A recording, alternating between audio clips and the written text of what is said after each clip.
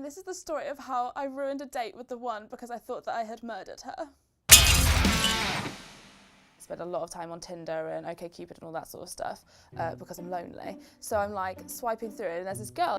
Already I'm feeling like it's too good to be true that we match, and she's like really, really cute, really beautiful. She's really clever. She works in like student politics, so she's kind of like a little bit edgy. I was just like, this girl, she is the one. Instantly I was imagining like our future together and just like how happy we'd be, and maybe I would like carry our children at some point, maybe she could, maybe we could do both, I don't mind. So we start talking. It's going really well and I suggest that we meet up for a drink. So we go on the date and everything, and it's like all relatively normal, like I meet her after work. And we're like drinking and chatting and it's like really flowing, and I'm like, oh my goodness, this girl's amazing. I'm feeling really confident about this, so I'm just like having a drink and then having like another drink and just really relaxing into it, having a great time. I'm like, excuse myself to the toilet, and I'm just like, oh, just like a normal adult person, excuse myself to the toilet like a grown-up. That's when it hits me how drunk I am. Like I'm sat on this toilet like staring at the like Ask for Angela poster, just like, oh no, like I am so drunk. So I'm like, come on, like you can do this, like come on, just be sober, please be sober. And so I'm just like, okay, and I'm like, no, okay. And I like head back in, just like, I'm not gonna say anything at all. I'm just gonna only say the best things that I know.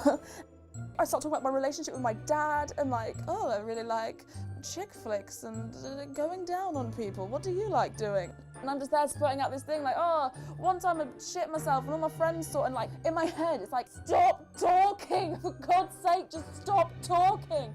But I don't. Despite all the stupid things I was saying, despite the fact that I was like sloppy drunk, she still seemed to like actually be interested in things that I was saying and actually liked me, and there was like a little bit of like flirting, and she'd be like, oh, and I'd be like, ah. It was really nice. It was like little flirts that you get in like a Jane Austen novel, but slightly sexier because we're young. And so I was like, oh yeah, do you want to come back to mine? And she's like, oh no, why don't you come to mine? And I'm just like, yes. So she like bundles my drunken body into this taxi, and we're just there like, rawr. So I'm like, against all odds, I'm in this taxi going back to her house to do sex with her.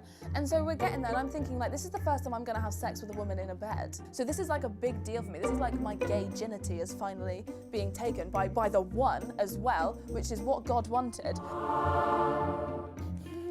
So we're doing sex. I am so drunk. I'm so proud of myself. I'm having a very nice time and I want to make it double sexy. So I like turn the light on.